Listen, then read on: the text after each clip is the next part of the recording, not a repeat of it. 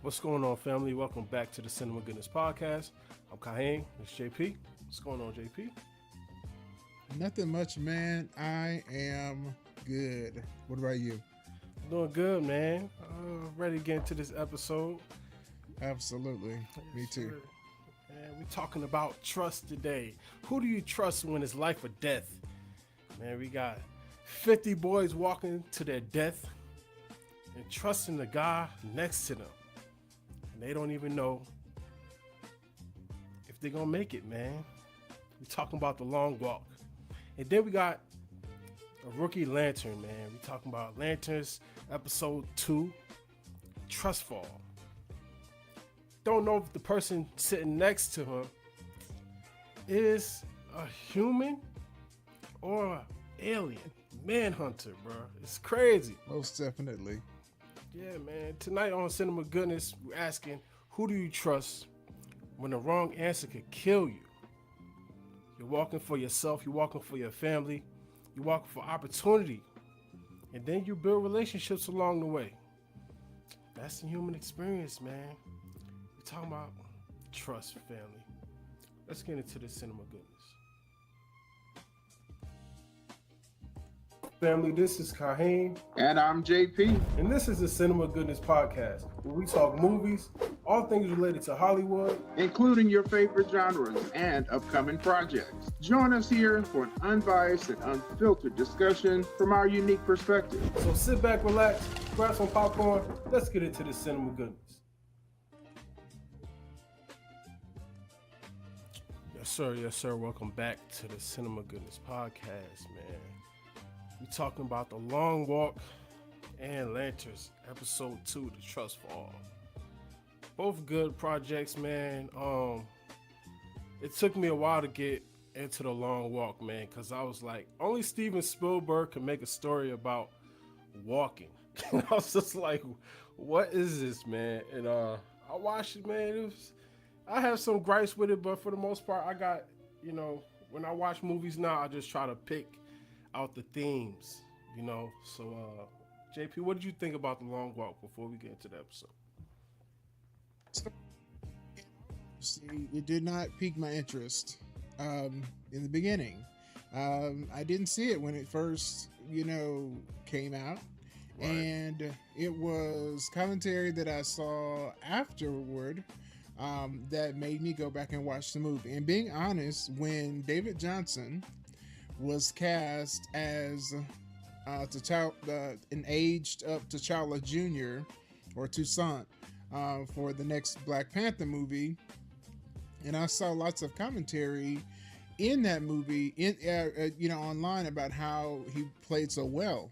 So I was like, you know what, that movie did not, pique my interest, but I'm gonna go back and watch it. And what I also did, I looked and saw that it was based on a book by Stephen King, and I'm a big fan of a lot of his work. So I said, okay, I'm gonna give this a chance and watch it. And you know what? I was actually really surprised. I enjoyed it more than I thought I would. It got me in the feels a few moments. So I'm glad I watched it. I'm glad we're taking some time to talk about it. Yeah, man, I'm glad about it too, man. All right, before we get into that, man, let's take a look at a trailer. This is called Ghost Soldier.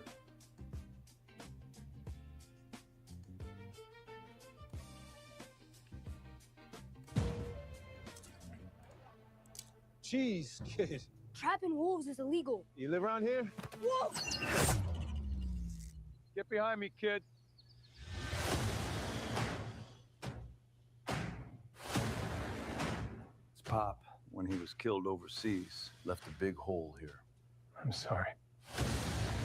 We are going to make billions. Do whatever it takes to get these people off their land. This is our final offer. It's generous. This land goes to my grandson. Corporate tyranny is still tyranny. This guy might be a problem. Go check him out.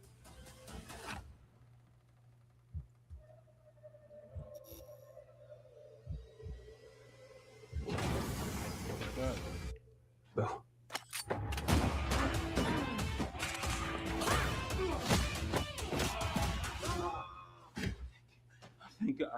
You can thank God all you like. It's the fella you're about to meet. He's an old school Green Beret with advanced military training. It won't be a fight. It'll be a massacre. We're done messing around. Burn the place down.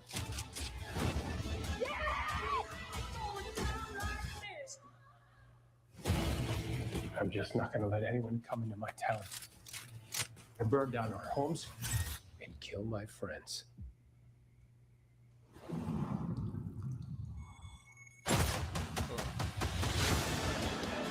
Listen carefully. You made the mistake of thinking you're safe behind money and guns.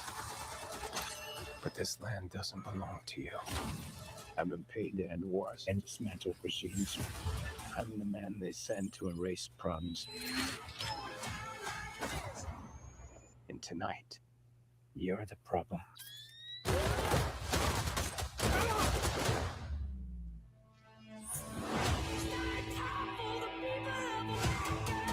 God will judge our enemies. I'm out! I'll just arrange a meeting. Boom.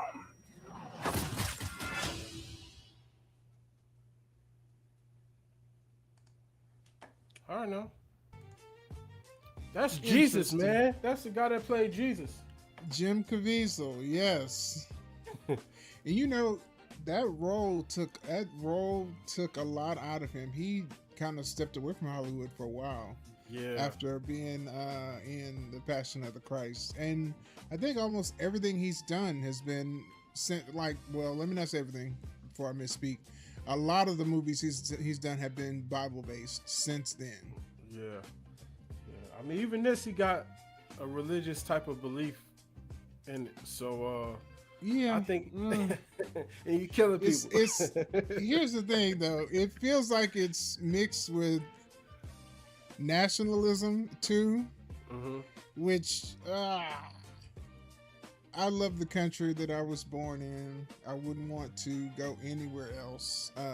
But America is not perfect, and now when I see this in movies, now that I'm looking with a more critical eye, it's kind of cringe because people kind of create like an idolatry out of worshiping America.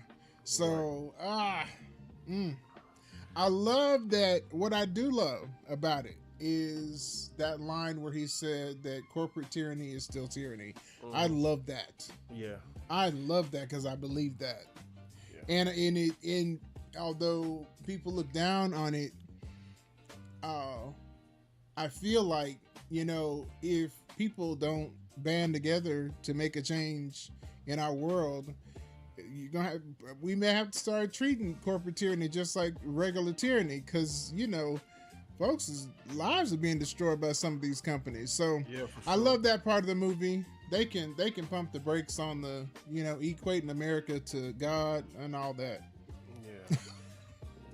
I agree. I think it's gonna be one of those things where his belief system is gonna shine through in this movie. I hope it don't become one of those things like I don't know if you really could take it seriously because of the way the dialogue is written, or some of the storyline beats and things like that. So it looks like it's gonna be action packed, but I hope his character isn't watered down to a point to where it's like corny dialogue, for the sake of it being corny dialogue. So. Or making him OP, because come on now, we all know veterans. We know people who are highly trained.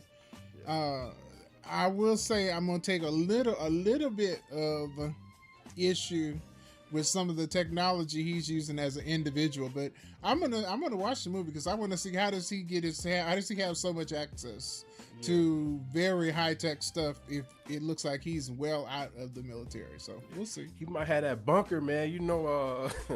It looked like he did have a bunker in there. A nice bunker, man. So it's gonna be cool. All right, man. Let's listen to some comments that we got based off our last Hopefully they didn't beat me up this week, did they? Nah. I think it's more so of a conversation.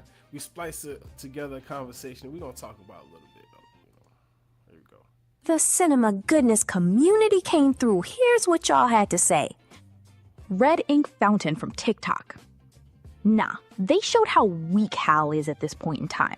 The bubble got burst easy, but that bird lasted the whole episode.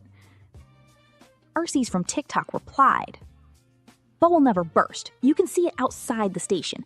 It contained the explosion and survived. It didn't contain the entire shockwave, however. While the bird does show Hal's weakness, the bubble does not until John is in a similar situation. Red Ink Fountain replied, Well, true, I was looking at the cracks in the bubble. Arcees replied, Oh, I didn't notice any cracks. I thought it was just the texture of the construct. Red Ink Fountain replied, I don't know, maybe I'm looking into it too much, but that's what makes a great show. But I was looking at the consistency of the bottle opener and how long it took him to make that dollar bill. Arcees replied, Ain't no such thing as reading too far into it. I noticed the time difference too. I'm thinking either detail, power saving, or flare is the reason. The other stuff took time versus the bubble. Smooth round ball is easier to imagine than a bottle opener and has less detail than a $20 bill that needs to fool a machine. That's it from the community. Keep the comments coming in. Back to you, Kahim and JP. All right, man. So, what do you think about that? Do you think Hal is getting weaker as he's getting older? Or do you think it's just some things he just can't do? Because we're going to talk about that bird construct that John, constructed. But do you think Hal is weaker? That is a loaded question. I feel like that all of the lanterns have different varying levels of power. Okay. And even though their power comes from the ring, like for example, we're going to talk about it, but Sinestro is in this show. Mm-hmm. Sinestro is considered to be one of the greatest Green Lanterns when he was on the Green Lantern side. One of the most powerful. So even though they all have rings, their levels of power are different. And I think the show is trying to introduce us to this. We are getting Hal later on in his life, but that does not necessarily mean that him being older makes him weaker. Now, the Green Lantern, and this is important, and I know we're going to talk about something else in between, but just catch this for those of you that are watching. The lanterns are all like emotional states. This show is called Lanterns, not Green Lanterns, and that is actually really important. This episode gives us the huge hint, the huge revelation that we're going to be dealing with more than the Green Lanterns. We're going to be dealing with the Yellow Lanterns. The Yellow Lanterns are not about what the Green Lanterns about. The Green Lanterns are about your force of will.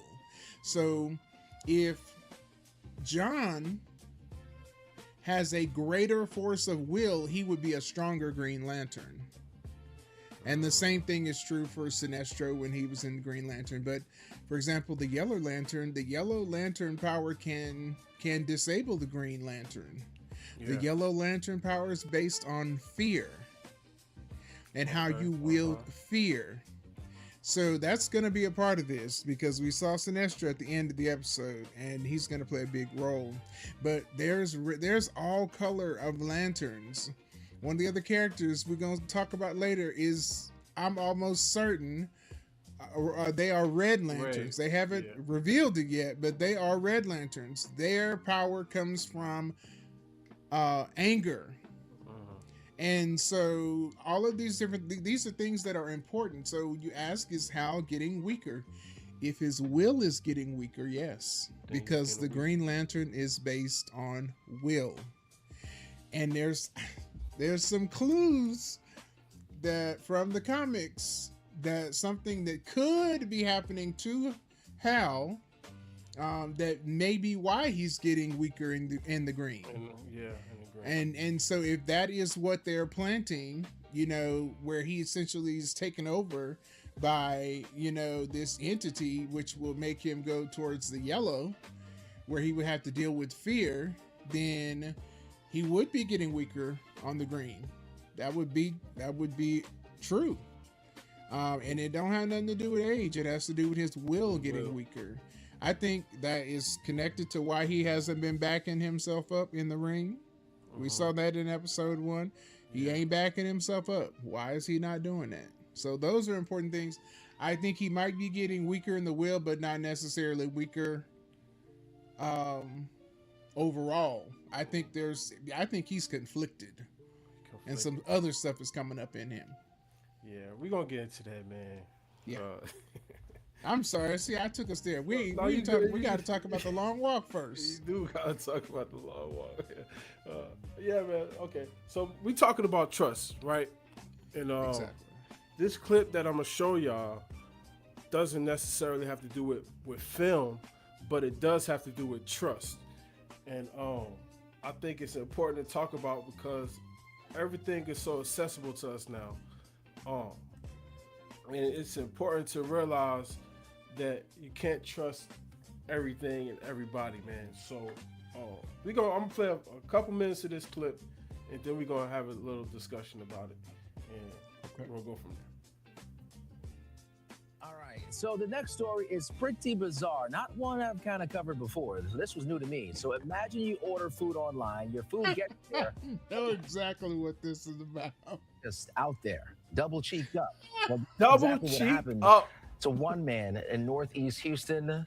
Leslie Delasport joining us now with this story. Houston is a wild place. It's a wild place, man. It's crazy. People are wild. That's where we started. It's just crazy. When when I received the message about the story, I had to make sure I could read because I said, "Wait, what?" I was shocked, right? So this man, his name is Keontae Matlock, and he's a father. And he said he was at home with his young child when, he was playing his game, and then his young daughter was sitting next to him, and he had his phone out, and the notification came up on his phone, and she said, "Oh, Dad, the phone rang, or there was a notification." So he looked at it. He's like, "Oh, that's the food."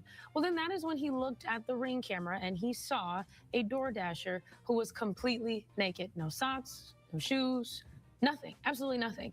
And so, of course, he was appalled, obviously, just in disbelief that something like this could happen. But also, he was concerned about safety, right? And if this person was delivering food to, who knows else in the community.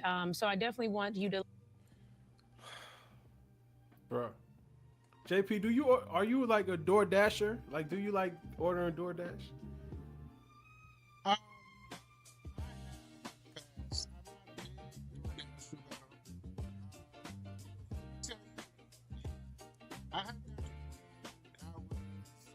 Your mic, JP. What's that? There you go. Okay. Yeah, I've done it when I was in a bind and I needed to get something delivered. And it's not always, it don't always got to be food. I know if it ain't DoorDash, I've definitely had Instacart stuff, delivered. So, but let me tell you, trust is key because with your food, it's just, if they don't seal it up, I don't trust it. I'm old school, man. The only thing I have delivered food is pizza and Chinese food, man. That's as far as I go. Listen, I won't even get a pizza delivery. I would almost trust DoorDash more than pizza delivery because the horror stories that I've heard about pizza delivery, no. Man, it's crazy. All right, fellas. So do y'all get DoorDash? Do y'all have people bring food to your house? And if somebody showed up double cheeked up, man, would you eat it or would you throw it away? The guy said he threw it away in the story. I don't know if that's true, but he told us that he threw it away, so I'm gonna take his word for it. Yeah, man, that's crazy though, man. But it's just a weird, crazy time that we living in, man. And it kind of goes into the long walk, about survival and trust and all of this stuff, man, and putting one foot in front of the other. And I don't know where we're headed as a race, as a human race, man, because it's just getting too crazy out here, man. What possesses man to come to somebody's house like this and say, "Oh, I'm just gonna drop it off ass naked, man"? And let me tell you something now. It's been hot as hell in Houston. Yeah, yes. I like. It's been hot. I mean, 106 hot. I was outside last weekend, 2 days in a row, both Saturday and Sunday. I got skin peeling off me. I probably am still darker than my normal complexion right now. Yeah. That sun was beating me down and whooping my tail. So hey, maybe he had a hot flash. He couldn't take it no more. Yeah. That's crazy. I saw people asking, now you got to pick the food up. Was he naked when he picked it up? Or what happened to his clothes between the pickup and the drop off? Something happened. Man, that's crazy. That was a long I bet it's an interesting story. Something happened in between them two. Gotta hear from him. Well, the guy got fired, of course, man. He found out he got fired. Yeah. He got fired. They removed him before he got back to his house. He was removed from the DoorDash platform. They hit him with that ping, bro. Ping. Oh yeah. Never come back. Don't even sign on. But yeah, I just thought that was crazy, man. I thought that was wild. But yeah, man. All right, let's get into it, man. We getting into The Long Walk. Film is adapted by Stephen King. JP, you got the synopsis. Absolutely. The Long Walk is a 2025 American dystopian survival thriller film directed by Francis Lawrence and written by J.T. Molnar. It is based on the 1979 novel by Stephen King. The film stars Cooper Hoffman, David Johnson, Garrick Waring, Toot Nyo, Joshua Ojic, Charlie Plummer, Ben Wang, Roman Griffin Davis, Josh Hamilton, Judy Greer, and Mark Hamill, who I did not even know was in the movie until I started researching it, after I had watched it. This movie is set in a dystopian 1970s style America. The film follows 50 boys in an annually televised competitive walking contest meant to inspire viewers. Each boy must maintain a pace of 3 miles per hour of non-stop walking for days, and failure to do so after 3 warnings results in death. The boy who lasts the longest wins a large cash prize and the fulfillment of one wish of his choice. Picture the road. No finish line. No clock you can check. Just a guy next to you. Breathing hard and a choice every single mile you have. Do you slow down for him? Or do you let him fall behind? Whew. Do you let him fall behind, JP, or do you keep walking, man? Or you slow down? Oh my gosh. Let me tell you. They all start together. And we see some factions kind of immediately, people start trying to gravitate. And then we have some immediate folks who are just, they're prickly. They don't want to be around anybody. That seeds the foundation of what will happen. So we have the Three Musketeers, this group that gravitate to each other, and they're helping each other. I think it's 4 of them though at one point, but they said it don't matter. They're the Musketeers. So I can understand working together, but the heartbreaking part of saying that you're going to work together is they know that only one boy can win the race, and failure is death. So yes, you want to connect with people that will help you, that will look out for you, that will, be a shoulder to lean on throughout the process. But once you get to the end, you realize you're going to end up almost betraying, that trust that you have built. Yeah. And it's not a bug, it's a feature. It's part of how it works. So, it's tough, because if you connect, you feel like you're going to have to betray. That's why I think some of them came there so, amped up and not wanting to connect with anyone, because they know, hey, only one person can win. Why should I get connected to somebody who's about to die? Yeah. I don't know. It's very tough. It's tough. Like, so the 50 boys volunteer. They chasing this ultimate prize, and whoever lasts the longest gets a wish, and whatever that wish is, they have to grant it. And everybody think they getting there, they understand what's going on until they start walking, man. And like, the craziest part about it is, it doesn't immediately let you know what's going to happen, like during a walk. At least I didn't catch it at first. I didn't catch the fact that, okay, once you stop or once you slow down, you can get killed.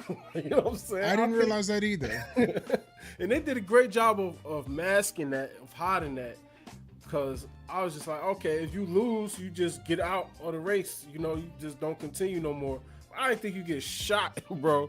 So the first dude, he got a cramp or something, and he just couldn't walk anymore. And he said, so he just sat down, and he's trying to get up, and he can't move, and they pop him, man.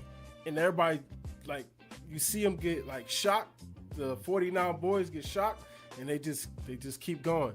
And I'm like, what kind of movie is this, man? Like, who was signed up for this type of deal? Like, I don't. Me personally, I'm not. Right there. With the broken ankle. Oh, he was walking with the ankle, man. That was crazy, bro. That was crazy. So yeah, man. I'm gonna find it again, but it was crazy, man. And here's the thing: if you haven't seen the movie, even though we're kind of spoiling parts of it, it's worth seeing, because you don't think about the fact that they aren't going to be allowed to stop to go to the bathroom. They get up to like over 300 miles walked. No one has been able to stop to use the bathroom. They had to use the bathroom while they walk. That was crazy. And then some people had a bad strategy. Like, one guy was just eating all this stuff. He was just eating. And then what do you think? Yeah. What do you think's gonna happen? Like, gonna get a cramp or something? You eating all of this stuff? Oh my God! You gotta take a boo-boo, man. Right? You gotta. They did walking number 2s, no wipes. Oh my God! So I was so oblivious to the rules of this game, man, because I'm sitting there watching it, and my wife she brings the point up, like, what happens when they got a shit, and I'm just like, they just walk off to the side, use the bathroom, and get back in. Like, I was not ready for this type of movie, man, and I was just like, bro, when it happened, it was just dude pulled his pants down, crapped a little bit, and started walking, crapping, and they was counting down. And I was just like, oh, bro, this is not a real thing, man. This cannot be real. Only Stephen King, bro. Like, come on. Let me tell you, but you know what? Here's why. When I understood the magnitude of how horrible this was, and I was seeing, the world looked bleak. Like, I'm like, what happened? What brought these people? What brought America to this point in this movie? Yeah, man. And if you look at the book that this is about, essentially, this authoritarian regime is able to take over because America has either had a civil war or some sort of war that has destroyed the economy. So the economy has been destroyed. America is not the top of anything anymore. They talk about this in the movie. They talk about the fact that, the long walk maybe would inspire America to get back on top again. But as they walk through these towns, you can see how bleak it is. It's horrible. The people are in poverty. You're walking past dead animals on the road that nobody has thought to even think about picking up. And it's just, they are in bad shape. And I'm not talking about the people walking. I'm talking about the country. Yeah, the world and around is dystopia. That is as horrible as The Walk is. It is a mirror for what has happened to the country because of allowing people to get in control that don't keep our values, don't keep democracy, that come in with an authoritarian regime that are using patriotism. They're using patriotism, this nationalistic belief system to justify killing these young men. Like this is supposed to encourage Americans to get back on top, to work harder, to strive to be, and that is not true. You aren't going to encourage anybody to do anything by literally destroying the whole country, by taking these young men and televising their brutal murder and calling it patriotism. It's crazy because there are elements of what's happening in this movie that are going on in our society right now. We're seeing things that we ain't never seen before happen in our country. And the lesson I got is you gotta join together. You gotta fight what's going on that you know is not right in your country. That means you're gonna have to get active. That means beyond voting. Voting is important. It's extremely important, but that means fighting for all your rights. So the movie hit me further because I can see some parallels, not exact, but I can see some parallels of some things that we're starting to see here in real life. And that's kind of scary. Yeah, it is scary, man.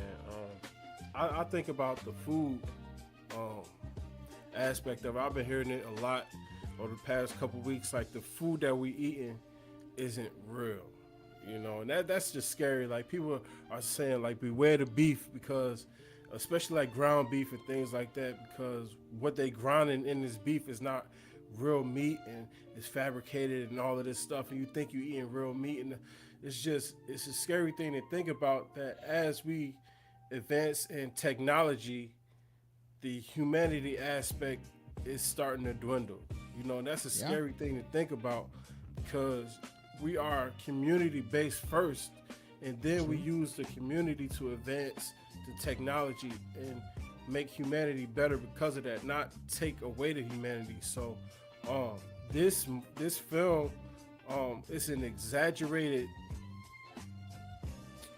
theme of that, but at the same time it has very real implications, because you could see something like this happening in the future. If we're not wise, people are going to be forced to do things they wouldn't normally do, because you're not sitting there getting 50 people together and just having them walk, and whoever walks, you know, they get a wish, and whoever doesn't is disposable. Like it's crazy to think about, but that's the fear aspect that I think Stephen King captured so well in this story, because he wrote a book and it was adapted into the movie. But it's scary, man. It's a scary thing to think about. And then you think about the journey as they walk in, they build relationships in a space that's not really meant for them to build relationships. Like they meant to compete and survive, but even the humanity shines through that. I think that's really dope part of the film. As rough as it was to watch, you know. Yeah. That was really the best part. And now that I'm thinking about it, because there are some characters that were like easy to hate. But thinking back on it and understanding, if they go into this knowing that they're gonna die, they may just have had their guard up. There's this one kid in there that he causes the death of that first kid, and they hold it against him the whole time. Right. He's a terrible person. I mean, I'm not gonna, make any excuses for him. This was Gary Barkovich, Charlie Plummer's character. He's a terrible, terrible person, but at the same time, I can see how he was really struggling, and he was trying to kind of guard himself, but didn't know how to do it. These are all kids. They're very young. That's another part of this is kind of crazy. You would take your strong young men and literally make their lives disposable and throw them away. That's crazy. Yeah, man. So the guys, they walking through all different types of weather. They body breaking down, and they got to keep going. You seen in the, I can't find it. I mean, I could play it over again, but the guy, his ankle, he was just walking on his ankle, trying to survive, man.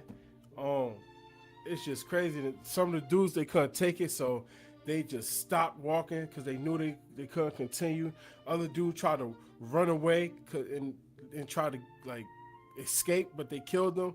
It was just so much, man. They had an underlying tone where the major's son was actually participating in the walk because he felt the major wanted to push his son to be strong. And I'm just like, the mentality of it all, bro. Like, they got the crowds walking and just like standing up. They got their chairs set up, just trying to see who's gonna survive, like who's gonna die first. It was so much, man.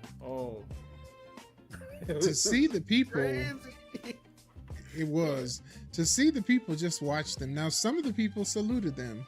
Yeah. And so they felt like it was an honor just to witness them walking by. But some of the people just kind of had blank stares. It's like they were almost soulless.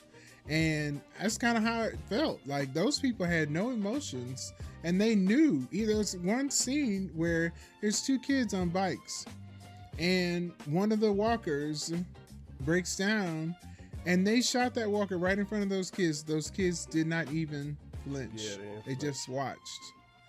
And you know what's kind of weird about it? It kind of reminds me of how people see bad stuff happening in our world today, and all they do is put their phone up and they watch and they don't help. They'll see somebody in distress, sometimes somebody about to lose their life, and all they're doing is just observing, and they're not doing anything. They're capturing it on video, but they aren't helping.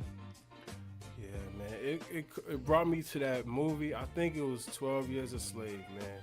When Chiwetel Ejiofor was like hanging, like he was just like trying to keep himself propped up, and the slave was just like walking by, and he just had to keep himself up there like to survive, and like nobody will help him, bro.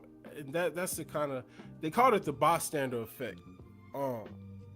And they do like social experiments like this all the time, where they would have people walking in the street and somebody would come like try to steal something from them just to see who would step in and help. Or they have a kid walk down the street, and it'd be all set up, but they have a kid walk down the street, and then they have somebody come snatch a kid and take him into an alley just to see who would intervene. And most of the time, people just keep walking, man. They don't even acknowledge it, man. And I was just like, oh, that's just crazy thing to think about, the world that we in.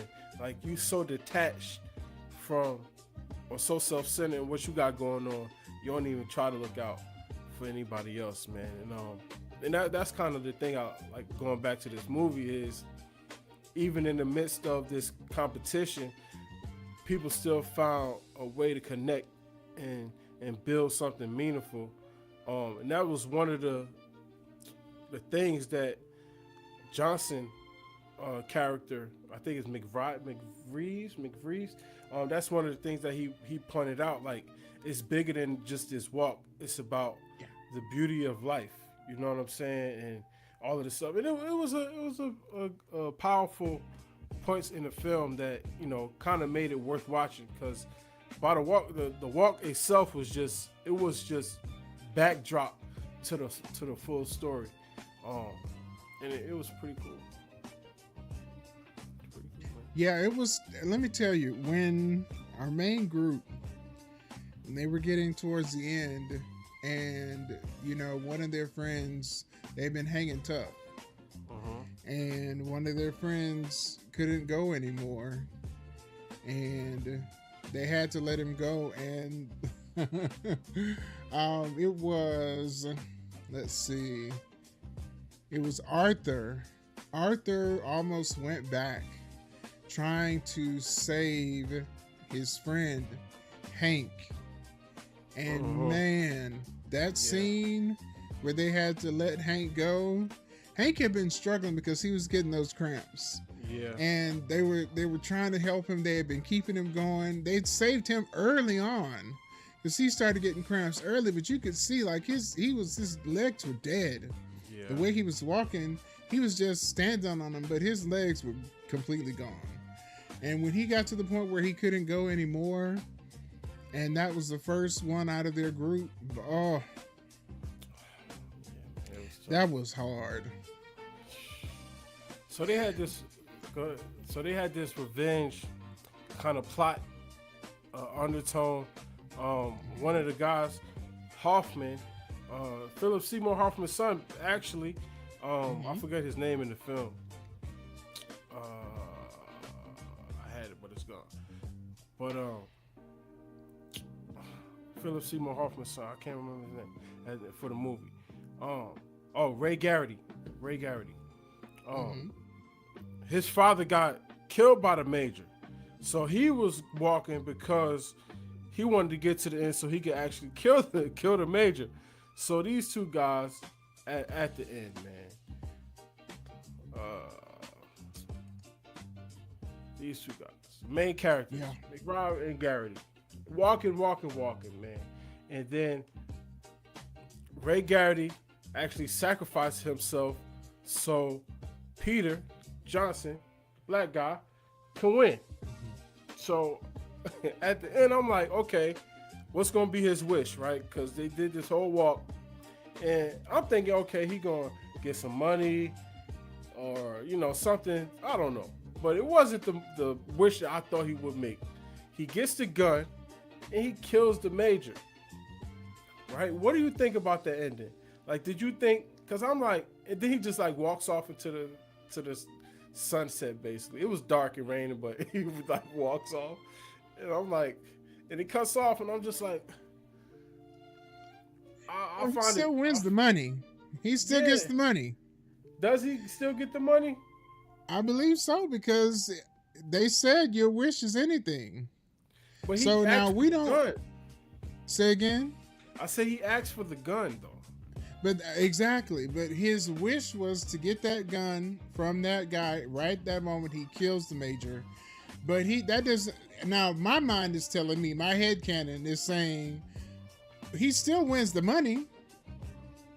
He still gets his money because he won the walk. Okay. Now they didn't show them chase him or put him in jail or anything, but I mean, I don't know. I feel like to me he should have still got his money, but he did take the wish of Garrity. That's what Garrity said he was gonna do. Yeah. So I don't know. Like, the only issue that I had with the film is the ending, because I feel like the way it ended was kind of open ended.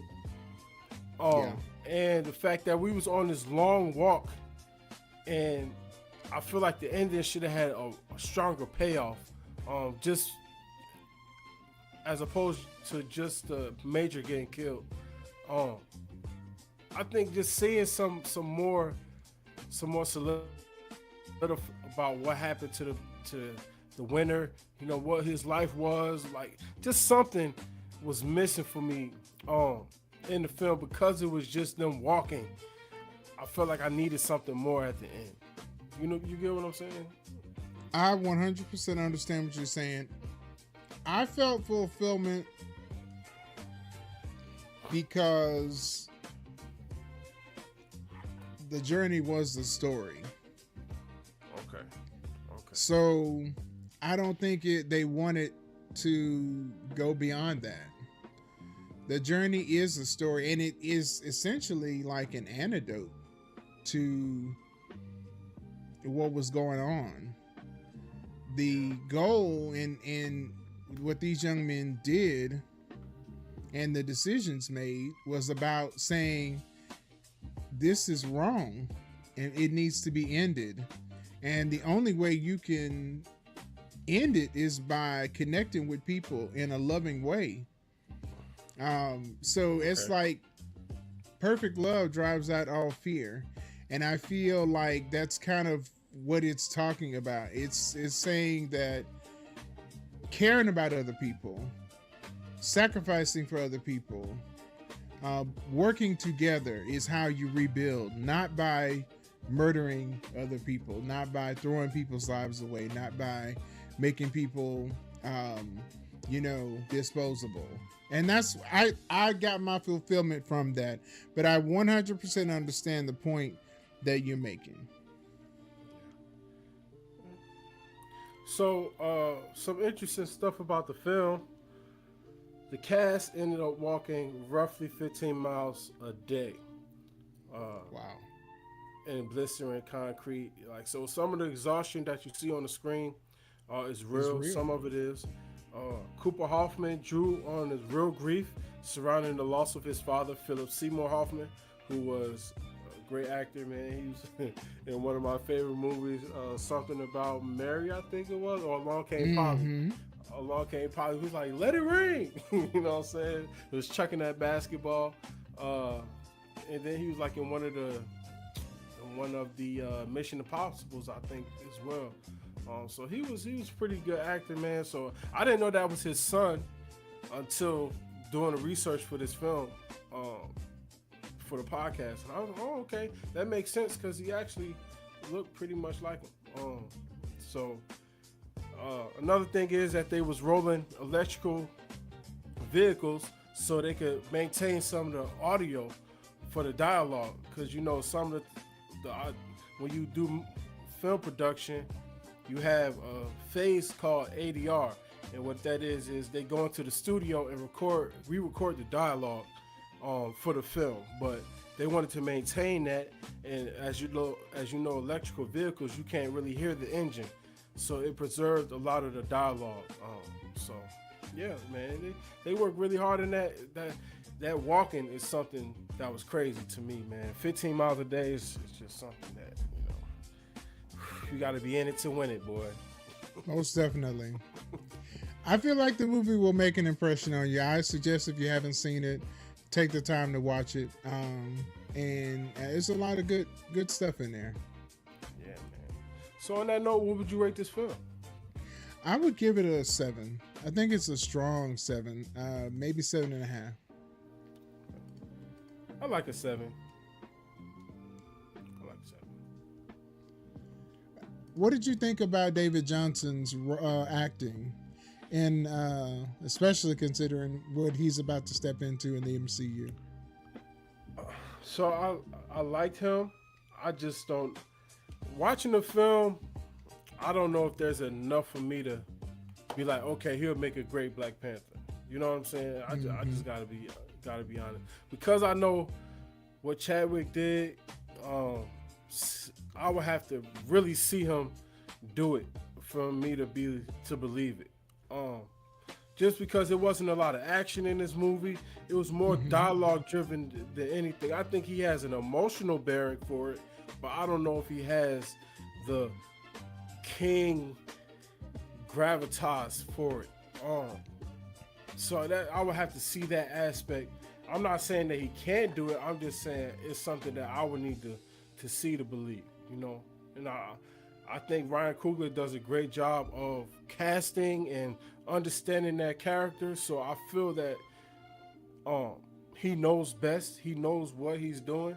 I trust him.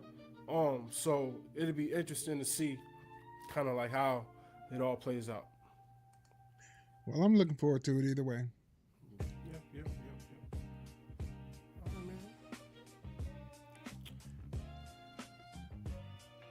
All right, let's get to it, man. We're gonna be talking about episode 2, Trust Fall of Lanterns.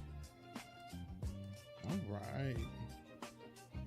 So this episode, I will say, it really opened up a can of worms, because it introduces some mysteries. It gives us some introductions to some things that you may not have knew were going to be in the series. And so I feel like this was even though I liked the first one, I think that this one was even better, or at least equal to the first episode. What about you?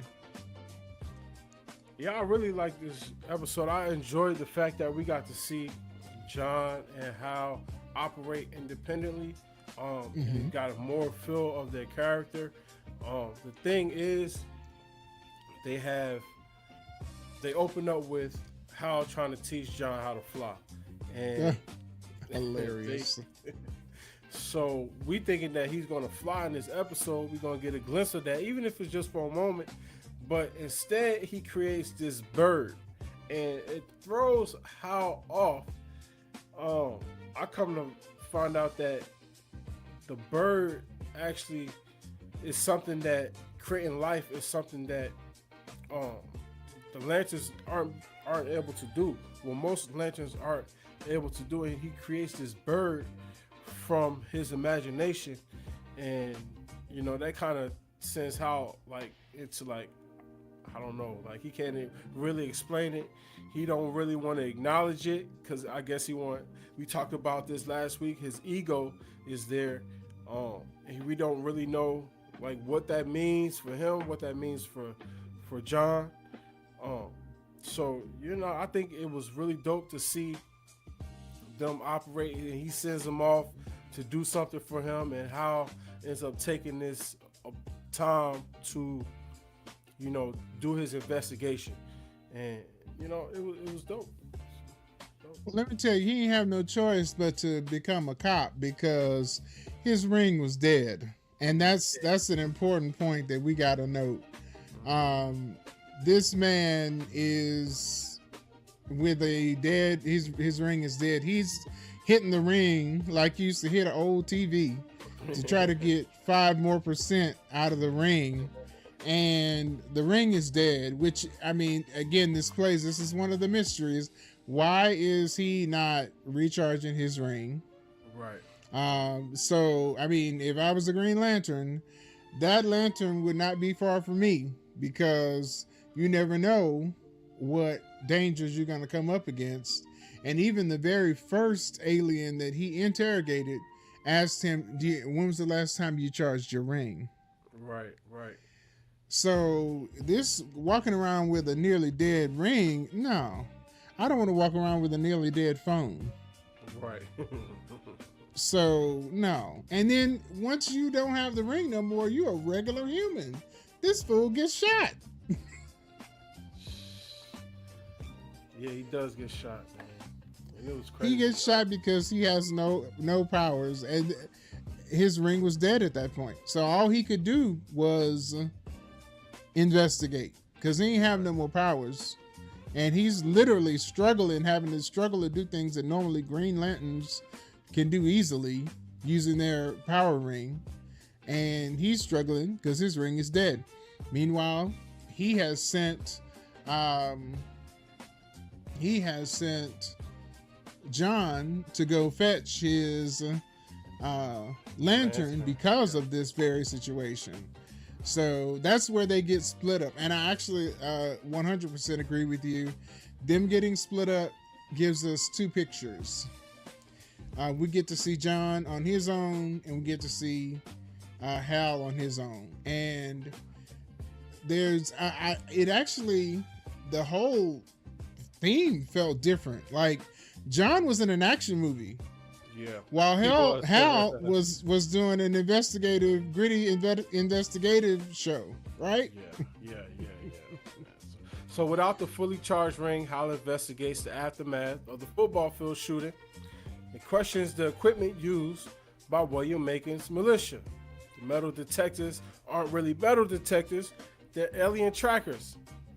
Hal steals an alien corpse and uses it to trigger the device, confirming the tech isn't just protecting Rushville from aliens, it's actively looking for aliens in Rushville. So my thing is, how do they know it's aliens there? Did Hal put them on, or did they already know? Because I feel like the alien detectors was up for the football game. So is that how homegirl ended up finding the cop or the sheriff ended up knowing that the 4 people that got shot was aliens or what? Like, see, we gonna have to learn some more about that because she was ahead of the game. Because when she ran into Hal was like, you don't know what's going on, and then she broke it down. You stole the corpse. Now you figured out that the alien detectives, and he's like, okay, you know exactly what's going on. And then after he gets shot, he takes it to Macon. So he takes his theories to Macon, and he ends up trespassing on the property. He gets shot, and then ends up in the hospital. The hospital is basically empty. That's another. Why is the hospital empty? This is on my list of mysteries. Why is the hospital completely empty with equipment still in plastic? Like, what is going on? And we know that they knew about aliens, so we get this revelation that the metal detectors are actually alien detectors. But actually, we know from the very first episode that the townspeople know that there are aliens because the ranch leader, and his name is slipping my mind, William Macon.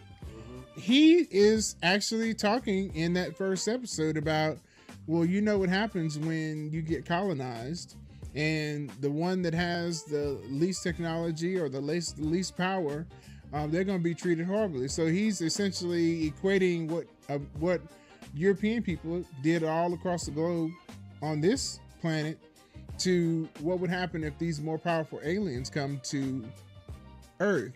And so they already know about aliens. So it's clue stacked on clue stacked on clue stacked on clue.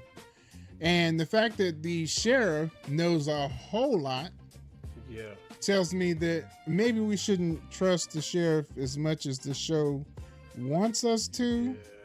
I got questions about Sheriff Carey. I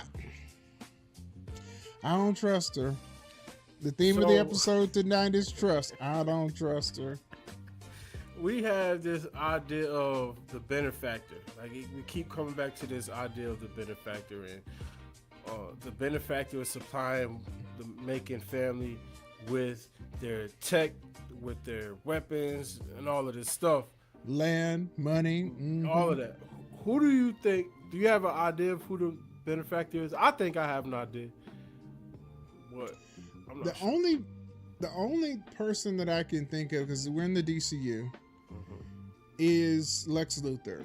Oh. And it has. I'm not gonna say it has to be him because it doesn't have to be him. Yeah. But in the Superman movie, Lex had a pocket universe. I didn't watch the Peacemaker movie, but I saw in a review of it they had a pocket universe. Here come Hal with a pocket universe for hiding the lantern. All of these things are connected. The fact that all of this alien tech is everywhere, you would have to be uber rich and connected to have it. That's why Lex Luthor is the only name that makes sense, unless it is an alien. It can be an alien that is masquerading as human. So we talking about trust, man. I don't trust the Macon. I forget her. Is her name Victoria? Zoe. You talking about the grandmother? The wife. Yeah, her name is Zoe. Zoe. I don't trust her at all. I think she might be a manhunter, man.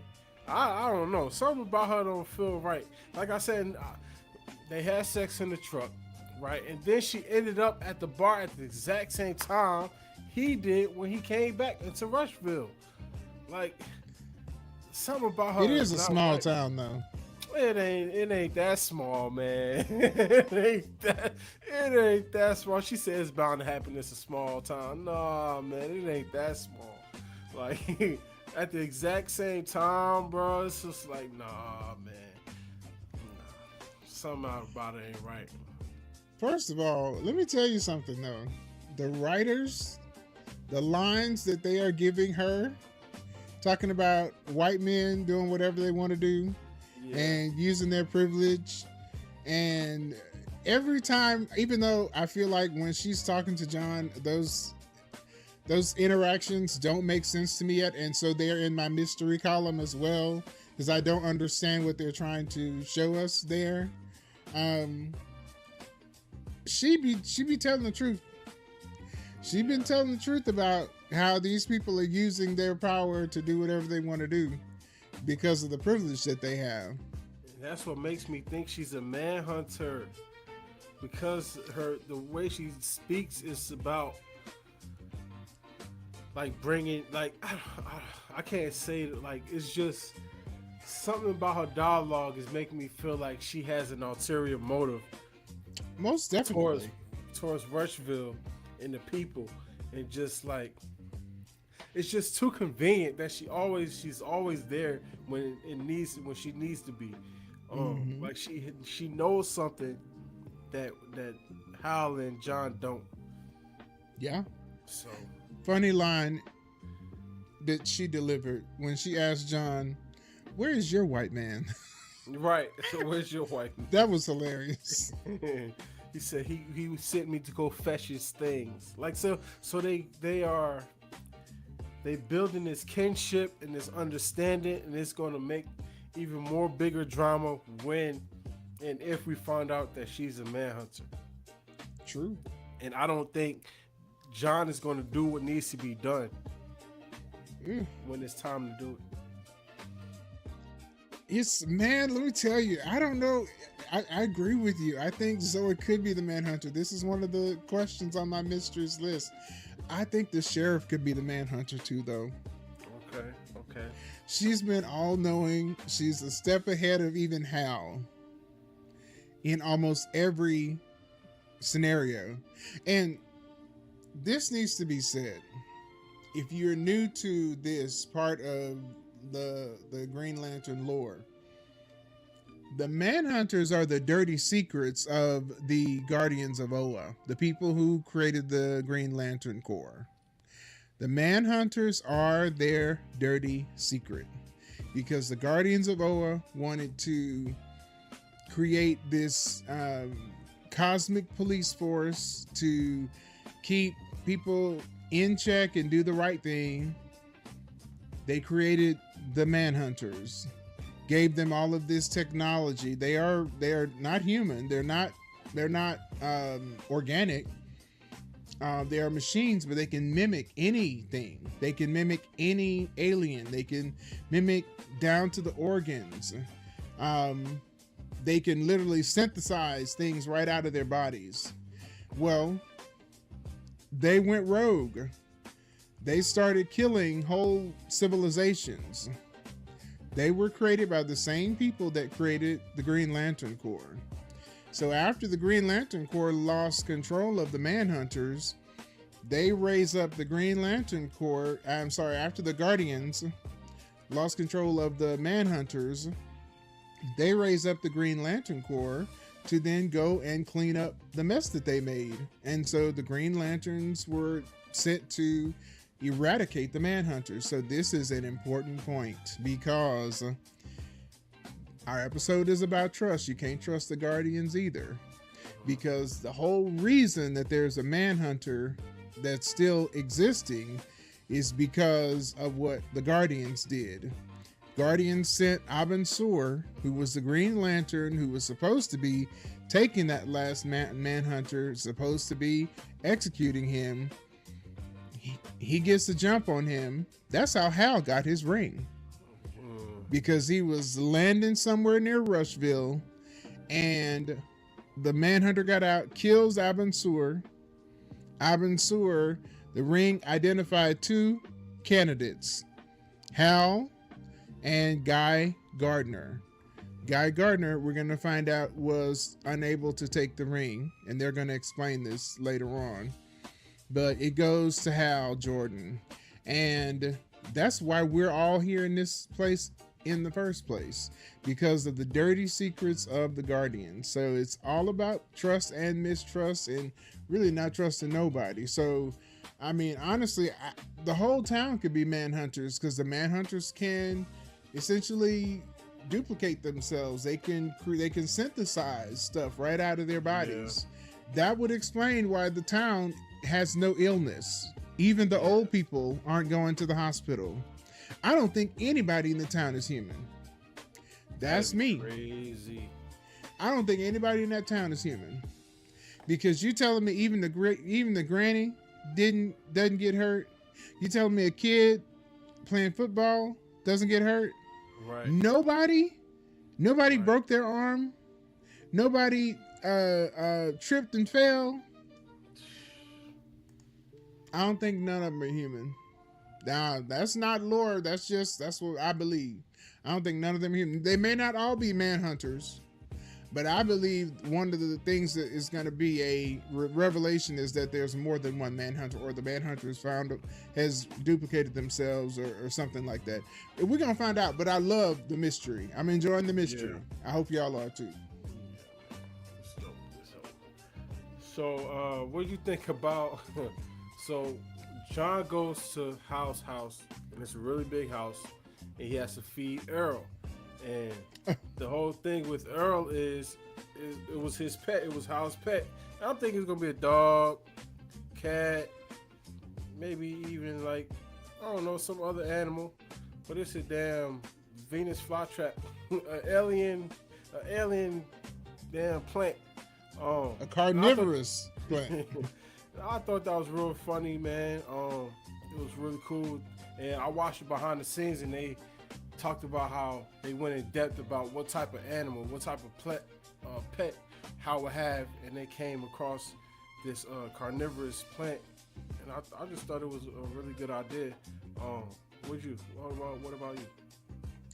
I loved it because that was a great reveal, especially when we get there and we essentially see this man don't care about nothing, but he apparently cares about Earl. Yeah. So, I mean, he got food for Earl. He got his name on it and everything. He even gave Earl his last name, Earl Jordan. So he cares about one thing, and that's that plant. And for it to turn out to be, the plant from Little Shop of Horrors was hilarious to me. Funny. Only thing it didn't do was talk. Right. That's true. I didn't even think about that. It didn't talk. And then we get to the point after this, they get the jump on Jon Stewart. This is where the whole tone shifts because it turns into a chase movie in these scenes. It was pretty cool though. The action was good. Some kind of crazy choices with Jon running towards the traffic. But I think he was trying to put as much in between him and those people that were trying to capture him as possible. It was quite clear to me the way they captured him and the way they were fighting him, they had to be aliens. Because Jon is big. They were throwing him like a rag doll. For sure. I mean, picking him up one-handed. Yeah. That was a great scene. So they were definitely aliens. That was a great scene. The cinematic shots of it all, that whole sequence, man. They had to shoot it in sections, but make it feel like it was one big long race, one big long chase. And the fact that you got these people running through traffic, and just that whole sequence was really nice touch. It lets you know how strong Jon is, how agile, and how prepared he is. Because we go back to how they introduce him at an older age. He's boxing, he's preparing himself and things like that. So coming back to that lets you know that he's mentally fit, physically fit to actually do this job. He didn't have the ring on. No, he didn't. But the bird was with him for the entire sequence, entire episode actually. Which was crazy because they put that gun to his head and made him see what the aftermath of the Manhunters are, and like what happens if they become too strong in this world, and what they do, the end of the world and all of that stuff. And he still had that bird constructed, and it was fighting for him. Like you see him trying to hit the guy in the back of the head. Oh yeah, it was pecking that dude's head pretty good. Yeah, man, A lot of good stuff, man. We got a chance to see the first reveal of the Green Lantern uniform, man. That was fly. Yes. It looked kind of weird on Hal because maybe the shoulders was too big on him, and his head was kind of small. But I still like the style of it. Like, it was the style of the outfit was really cool, man. It was pretty dope. Did you like that? What's kind of interesting? No, go ahead. Like did you feel like that? Like it was too big, like the shoulders was too big? Oh yes. But let me tell you, they're sending us strong hints and clues that Hal is not comfortable like he used to be in the Green Lantern Corps. This goes back to your question about whether he's getting weaker. That suit didn't fit him well. There's multiple suits there. He ain't been using no suit. He ain't even been at home. Somebody gave him that house. Only thing at that house he cared about was Earl. So John reveres the suit. He brings the suit even though he didn't ask for it when he brought the lantern. And when John puts it on, it still ain't fitting him right. That's foreshadowing. Because all of these things are adding up to something that's going on with John. I'm sorry, that's going on with Hal. Now, one of the big complaints about the movie, and I will admit, I actually have never seen the Ryan Reynolds Green Lantern movie. It was so poorly panned, I never watched it. He was generating his suit purely with the ring. And I think that some people want to see that. I've seen some commentary about that. But at the same time, it creates where you're having to do an excessive amount of CGI. And it can, when the CGI is not good, it's obvious. So I'm a fan of practical. If y'all have been watching our podcast, I like practical mixed with CGI. I think that's the best balance. But what I will say is this. I hope that they actually put John in a suit. I think we will end up with John manifesting his suit with the ring. Okay. But I want him to have a practical suit too. I'm a little worried about that. I think he should have a real suit instead of just manifesting the suit from the ring. What do you think about that? Yeah, I vaguely remember the film with Ryan Reynolds, and I do think you said something really good with the constructing of the suit. It may drive up the CGI a lot, and if it's not on point, it'll kind of take away from what they built. So having a practical suit there actually adds to the story. And he had multiple suits, so let you know that John could easily take one. He's much bigger than him, so he would have to have his own suit. But I don't know. I think having the practical suit is really important. I don't know how he's going to conjure that up and it look as good as the practical suit, especially if the CGI isn't on point. And like I said, it could take away from the story because you be like, damn, most definitely, the suit looks trash. Yeah, I definitely want John to have a suit. It seems like, honestly, because this is one of the things on my list of mysteries. I'm wondering, are we going to see John wield the ring? Or is the complex construct of the bird going to be essentially them laying the groundwork that John's force of will is so strong that he doesn't need a ring? I don't know. I think that happened in the comics at some point. And so that might be why he was able to keep the bird. One other thing that's really important about John when it comes to the constructs that he makes, his constructs, because his background is in engineering, his constructs are meticulous. They are not hollow. Like one of the things that I always noticed in the cartoons, the Green Lantern constructs look hollow. John's are not hollow. When he creates something, his constructs are complete. They have internal working parts. It's not just a box of power with in the shape of something, which is what we got a lot of in some of the previous iterations of the Green Lantern. So his constructs being so meticulous is really important. It speaks to the depth of his power and the strength of his will. And so I think that's going to lend him to not having a ring and just being able to harness the power without a ring. That's almost the only way that it makes sense how the timeline is working, because this episode is all in 2016. We know they introduced from the beginning, from 1996 to 2006 to 2016 to 2026. In the last scene, when Hal is dead in the football stadium in the cold and the snow, is in 2026. We know the Superman movie was in 2025. Guy Gardner has the ring. Now, maybe I saw something that's wrong, and that's why it's on my list of mysteries. I thought Guy Gardner had his own ring, separate. Right. But it seems like they're making it, and maybe the show will reveal how it works.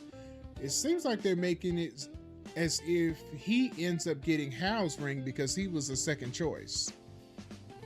When Abin Sur died, the ring had two choices: Guy Gardner, Hal Jordan. Hal Jordan was available. I think Guy Gardner was in a coma or something. Something had happened to him. He was sick or something. He couldn't take the ring. So when whatever happens to Hal happens, I think they're trying to say that the ring ends up going to Guy Gardner. But this is where it's fuzzy. And I'm showrunners, if you're watching, hopefully, if you're watching this, y'all got to clear this up, because there's only supposed to be one on Earth at a time. And truth be told, Earth was never even supposed to have a Green Lantern. Right.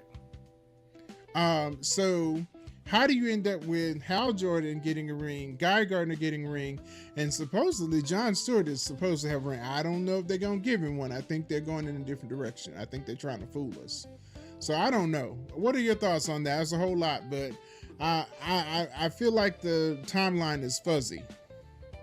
It is, especially because when we see Guy Gardner, he has a ring, and then we're supposed to be seeing him in this series. So I think he's coming up in episode 3 on Sunday. Okay, so yeah, they're gonna have to clear that up, man, because did he get it from somewhere else? Like, can you steal a ring from another lantern? Can you get it from somewhere else? And the lantern has to die. We know that the show has given us this mystery of the Guardians choosing John instead of allowing the ring to choose, which is the normal process. Right. So I don't know. And you know what? I'm actually okay with that. I am okay, because when I'm watching something, my mind is going a mile a minute trying to figure it out. I'm trying to pull it apart, trying to figure out if I can predict what's about to happen.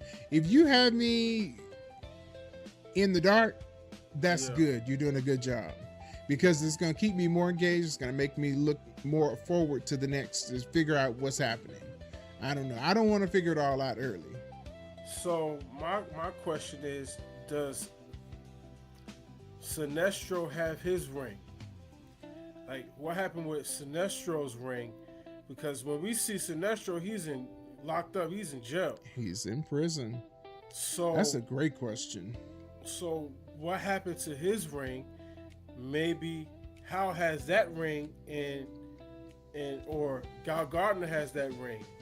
You know what I'm saying? Maybe Guy Gardner had that ring, or somebody else has it, or so it's a lot of like switcheroo and covering up and a lot we don't know, a lot we can't see. This is only the second episode, so it's kind of tricky. We see Hal dead in the pilot, but he doesn't have his ring. We know that Guy Gardner has a ring, but we don't know whose ring that is. John doesn't have Hal's ring, so we know he don't have a ring. So it's a lot. So that's why I'm like, is he ever gonna get a ring? I don't know, man. I mean, that's he has crazy to because the Guardians chose him, so he has to eventually end up with a ring, right? Like, I mean, that makes sense. Like, he was chosen to be the next in line for Hal, so it just makes sense that he would have a ring, but he doesn't. Well, we see him in 2026. True. That's why it's a mystery. I don't know what it is. I'm hoping that it makes sense when we get that information. And maybe my prediction will come true. Maybe his force of will is so strong that he can maintain and create constructs without the ring. That would be something. That would make him one of the most powerful Green Lanterns ever. That will make him different as well. And when these other factions of Lanterns start coming into play, especially knowing that Sinestro is dealing with the yellow Lanterns, which cancels out green, and he ain't gonna be in that prison cell this whole show. Yeah, he gonna. Knowing that, I think that maybe they will be able to use John as like a ram in the bush. Because if Sinestro is able to get out and he's able to beat the other Green Lanterns, let's say he's able to beat Hal and Guy Gardner, then John being able to pull power just based on his body without a ring might be a way. Maybe that's like they're creating this little area where they're going to be able to pull that back later as a way to fool us all. I don't know. It's interesting. I'm excited about it though. Yeah, me too, man. I'm excited about it too. Let's take a look at the episode 3 preview. Before we go to episode 3, we enjoyed this bird the whole episode. Yeah. Oh. Yeah. John's bird came through, and then at the very end, when he gets back and he reveals to Hal Jordan that these other aliens came in and told him that there's manhunters, and Hal is still like, what's up with the bird? Why is the bird still here? This Negro gonna put the bird in his hand and dissolve it. Why, Gina? Why? Why, baby? Why you kill my mama bird, Gina? Why you kill my mama bird? Why you kill my mama bird, Gina? Oh, this is terrible tragedy. It's a terrible tragedy, man. I wanted him to keep that bird. I wanted to see how long he could keep the bird going, man. That would have been cool. Like if they'd open episode 3, he still had the bird like in the cage. Like if he would have constructed the cage and everything, like that would have been a little nice thing. But I guess it would have been too much, for him to keep the bird. Like he would go and attach the bird, because he asked him, "What's up with the bird?" He's like, "Nothing. It's just a bird," and he smashed it. Now, later on in the series, we're probably gonna find out this Negro had a bird when he was a kid, and he was in love with the bird, and that's why the first thing he thought of was a bird. They lying. They trying to misdirect. Talking about it's just a bird. That bird tried to save your life, man. It was cool, man. But yeah, we come to find out that creating a living thing, constructing a living thing, is impossible. Basically impossible. And to keep it alive while you don't have the ring is another layer of impossibility. But John was able to do both in one episode. And he's not a seasoned Lantern. He's rookie, man. And he's junior. You know what I'm saying? And he's still rocking out, man. So, yeah, he's showing he got a lot of potential. Well, they said his name is Aaron Pierre. Mm-hmm. That's Mufasa. That's Mufasa. He got the power. He got the power, man. It's good. It's good. Let's take a look. Episode 3.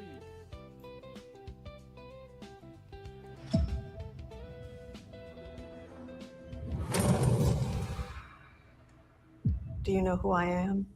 Your guardian, founder of the Lanterns. May I ask you a question? This is when most candidates ask, why me?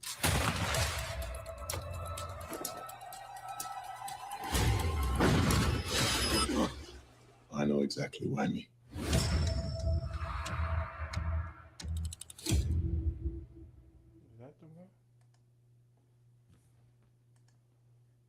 He got a little ego on him too. Yeah, he do.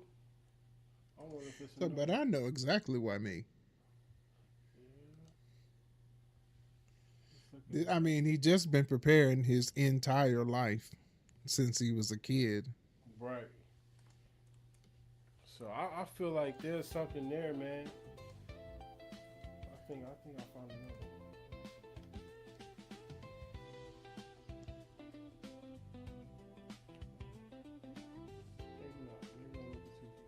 Because I thought I saw Guy Gardner, man. I thought I saw one with Guy Gardner in there.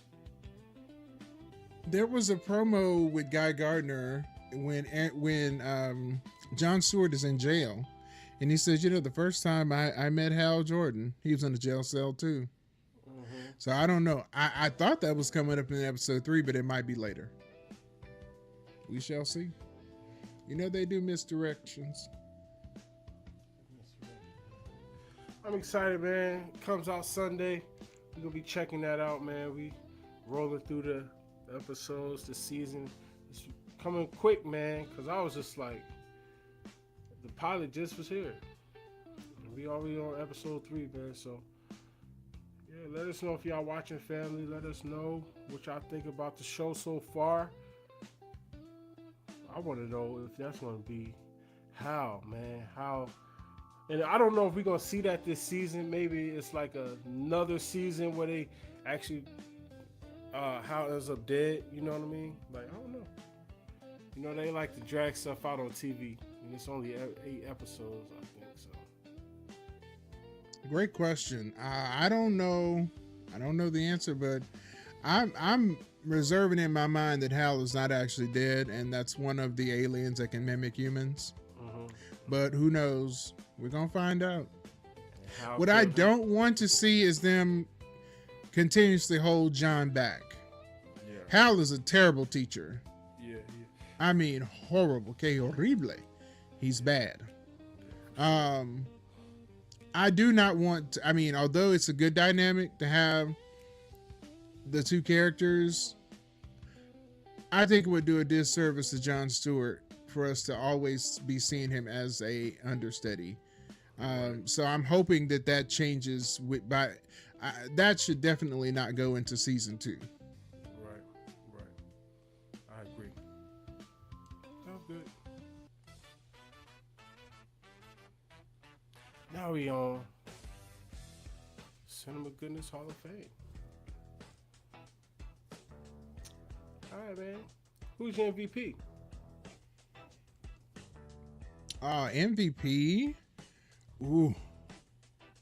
For Lanterns, it's most definitely Jon Stewart. For The Long Walk, Pete McVries. Okay. I like that. David Johnson's character. I like that. I had that too. Unsung Hero.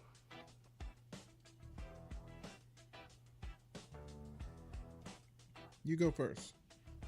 Unsung Hero for The Long Walk.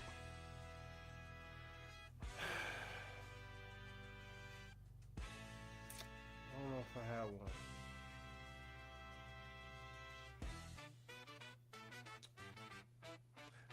I'm kind of leaning towards Pete again because he's the one that survived. But I also like unsung hero. Yeah, I also like the Asian kid. I forget which character he was, but the one that was chewing the gum the whole time. Because I like the fact that he had that whole plan of like chewing the gum, keep him motivated, keep him awake. So that's the one for The Long Walk. And for Lanterns, in this episode, I'll say Arrow, the plant. Okay. The play. All right. So unsung hero for me is my mama bird's got to be The bird. got to be the bird. That bird deserved a name, but he didn't get one. He got squashed at the end. I'm gonna hold that against you, Jon Stewart. I'm holding. I got a bone to pick with you, sir. So yeah, most definitely unsung hero. But on the long walk, I feel like Hoffman's character is the unsung hero. Okay. And you know what? I really like the Native American character. Yeah. He had the. This is in the long walk. He looked very Native American. I don't know if he was actually playing Native American. His character on the show is called Collie Parker on the long walk. But I liked his character. He was strong. He didn't take no crap, but he wasn't evil like some of the other walkers. I like that. Most iconic moment. Ooh, iconic. I could go first. I'll let you think about it. Go ahead. So the iconic moment for the long walk is when homeboy took the crap in the street and kept walking. I was just like, oh, you win, sir. You win. Because you know how hard you gotta push and clench and then keep walking, and when you got a boo-boo, that's tough, dog. That was horrible. Oh my god. And for the lanterns, I got the bird. The iconic moment when that bird was still going after he took the ring off. Okay. So my iconic moment is going to be the reveal of Sinestro. Okay. At the end of Lanterns. And then the other iconic moment was the boy that his ankle was broken. Yes. And he was still walking. He was still walking. His foot was like this. Like we're supposed to be like this. His foot was broken to the side. Like I can't even make my hands do what it looked like. Man, he was still walking. He did not make it. Yeah, man, that was tough. Emotional sucker punch. Ooh. Emotional sucker punch for me was the death of Hoffman. Oh, okay. When Peter won and Hoffman essentially, because Peter at first was gonna let Hoffman win. Yeah. But then he told him not to do it, and he was giving him a speech, and then he just slowed down.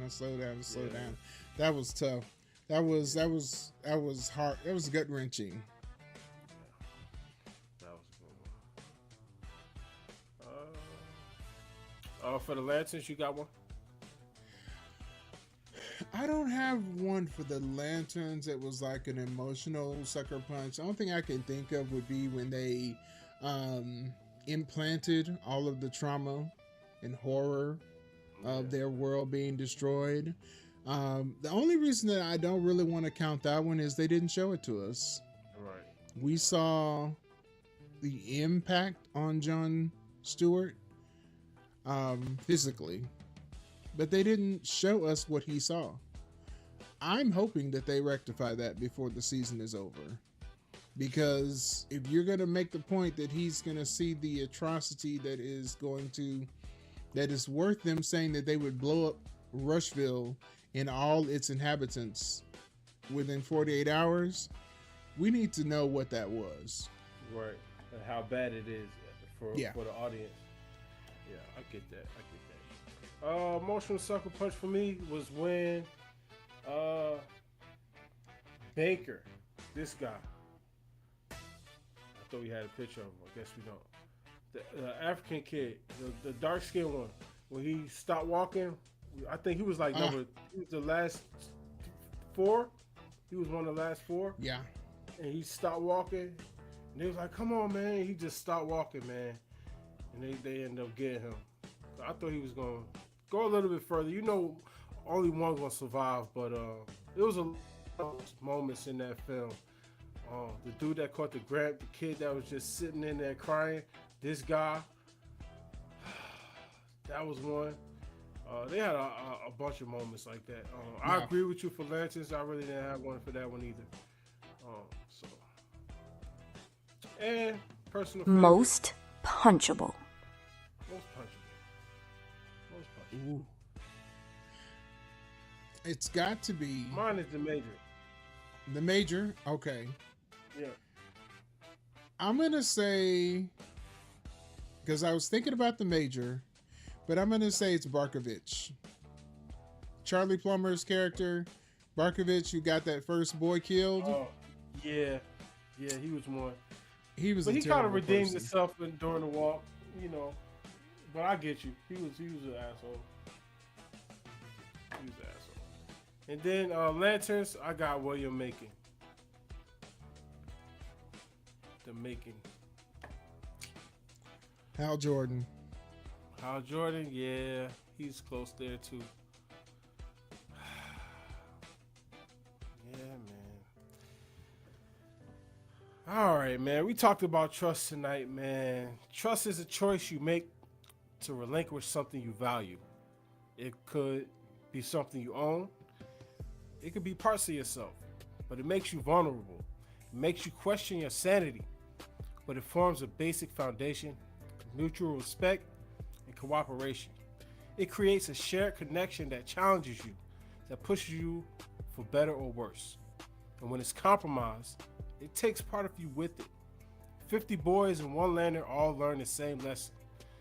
The second you trust the wrong person, it could be the last decision you ever make. What are you doing with that trust? Are you nurturing it or are you destroying it? That's cinema goodness. Alright, family. Thanks for watching, man. Thanks for checking us out. Want to encourage y'all to subscribe, all of that good stuff. Anything else, JP? No, man, I'm good. Great episode. Another one in the can. Yes, sir. Yes, sir. You have a light that is out of this world. Let it shine to be the richness that this world deserves. Much love, family. Being rich. Peace.